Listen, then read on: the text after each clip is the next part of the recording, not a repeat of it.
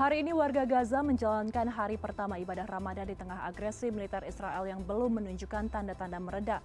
Ramadan di Palestina pun masih diselimuti suasana yang suram dan juga mencekam.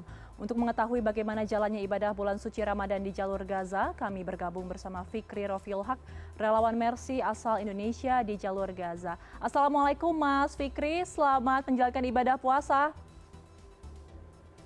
Boleh di-unmute terlebih dahulu Mas Fikri? Ya, Waalaikumsalam warahmatullahi wabarakatuh. Selamat siang waktu Gaza, Mbak Ayu. Baik, Mas Fikri, ini kan pasti adalah momen yang berat untuk umat Muslim di Palestina, terutama di Gaza. Kami ingin sedikit mendapatkan gambaran kira-kira seperti apa persiapan warga di jalur Gaza sebulan ke depan untuk beribadah Ramadan di tengah agresi militer Israel yang sangat luar biasa, masih masif ini. Ya, memang banyak tidak bisa banyak persiapan masyarakat jalur Gaza dalam beribadah di bulan Ramadan ini berbeda tentunya dengan tahun lalu, di mana memang tahun lalu masih damai-damai saja, mereka masih tinggal bersama keluarga mereka, masih tinggal di rumah mereka masing-masing, masih bisa berjualan seperti layaknya kegiatan-kegiatan umumnya di bulan Ramadan di belahan dunia, di belahan bumi lain begitu, seperti di Indonesia dan juga di manapun berada. Namun tentunya tahun ini sangat berat untuk masyarakat yang ada di jalur Gaza, di mana hampir seluruh rumah mereka juga sudah rata dengan tanah, mereka tidak memiliki tempat tinggal untuk beristirahat, dan juga mereka banyak anggota keluarga mereka juga yang sudah meninggal. Bahkan Kementerian Kesehatan Palestina mencatat lebih dari 31.000 warga sudah meninggal. Di antaranya 13.400 adalah anak-anak dan juga 9.000 dari kalangan wanita. Dan korban luka-luka juga sudah menyentuh angka 72.000 lebih.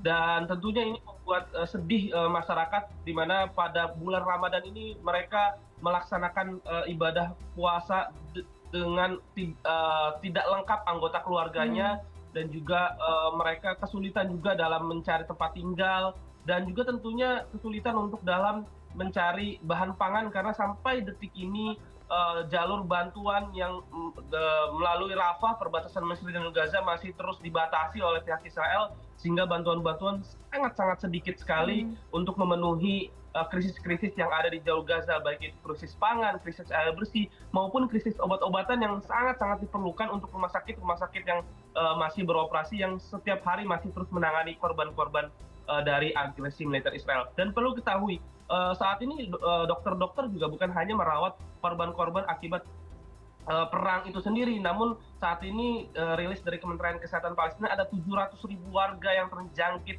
penyakit menular seperti diare, batuk, pilek, dan juga lain-lainnya. Ini tentu karena kondisi pengungsian yang kurang kondusif, ya, di mana juga saluran-saluran air juga banyak yang dirusak atau dibom oleh pihak Israel, sehingga banyaknya menghambat genangan-genangan air untuk surut, sehingga banyaknya menimbulkan penyakit-penyakit. Sehingga memang saat ini yang sangat-sangat dibutuhkan masyarakat yaitu adalah bahan pangan, air bersih, dan juga tentunya obat-obatan untuk merawat korban-korban yang ada di jalur Gaza. Ya, bisa dibayangkan sesulit apa penderitaan dan juga kondisi yang harus dialami oleh warga Gaza di sana. Dan Mas Fikri, kalau kita membicarakan sejak agresi militer Israel pada Oktober tahun lalu, ini kan sebenarnya rumah ibadah juga tak pernah luput dari sasaran serang militer Israel, ya. Kita bisa mengingat juga Masjid Al-Aqsa yang diserang besar-besaran. Lalu bagaimana kemudian warga Gaza menjalankan ibadah sholat tarawih atau sholat berjamaah lainnya? Iya, memang masyarakat Muslim yang ada di jalur Gaza sudah menentukan mereka berpuasa pada hari Senin, ya, pada hari Senin tanggal 11 Maret 2024, yaitu pada hari ini, sehingga tadi malam di beberapa lokasi mereka menjalani sholat tarawih. Tapi yang berbeda adalah mereka tidak sholat di masjid, karena saat ini sudah ratusan masjid yang sudah rata dengan tanah ataupun mengalami kerusakan yang sudah tidak layak pakai begitu, sehingga masyarakat terpaksa mereka melaksanakan ibadah tarawihnya di samping bangunan atau di samping masjid yang hancur. Namun sekali lagi ini hanya di beberapa lokasi saja, yang sekiranya mungkin kondisinya cukup aman begitu atau cukup kondusif untuk mereka melaksanakan sholat.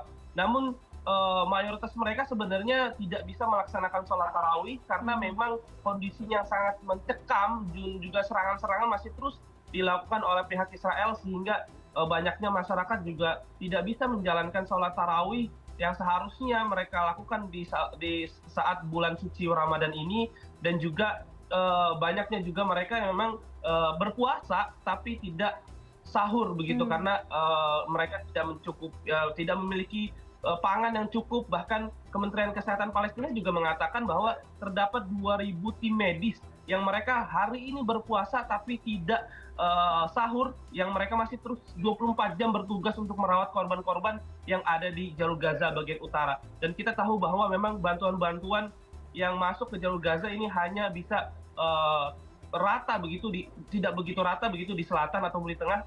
Bahkan kita bisa bayangkan bagaimana masyarakat yang mengungsi di Gaza Utara, di sana terdapat kelaparan yang tingkat tinggi. Saya mendapatkan informasinya bahwa ada saat ini dari rilis Kementerian Kesehatan Palestina 25 orang sudah meninggal akibat malnutrisi dan juga dehidrasi, yang mayoritas mereka adalah anak-anak yang dirawat di rumah sakit yang masih beroperasi. Baik, Mas Fikri, jadi kita bisa membayangkan bahwa di sana untuk beribadah sholat saja itu sangat sulit ya. Lalu yang menjadi perhatian kami juga adalah tentang krisis pangan yang terjadi di jalur Gaza. Apakah ada keringanan penyaluran stok makanan di tengah bulan Ramadan ini, atau sebenarnya situasinya sama saja seperti bulan-bulan sebelumnya?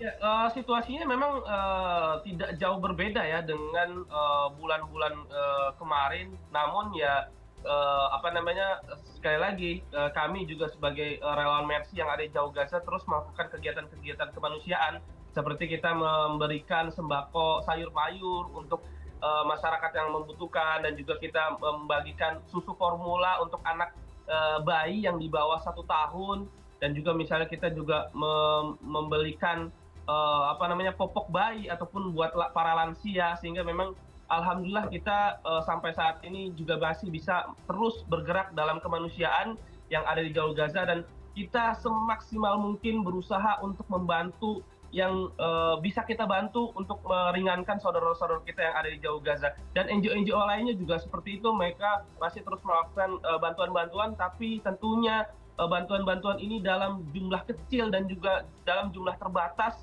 karena kita tahu bahwa barang-barang atau kondisi yang ada di Jalur Gaza juga semakin menipis, stoknya juga semakin berkurang, dan tentunya ini membutuhkan bantuan-bantuan lagi untuk masuk ke Jalur Gaza lebih banyak lagi untuk bisa diterima oleh masyarakat itu sendiri.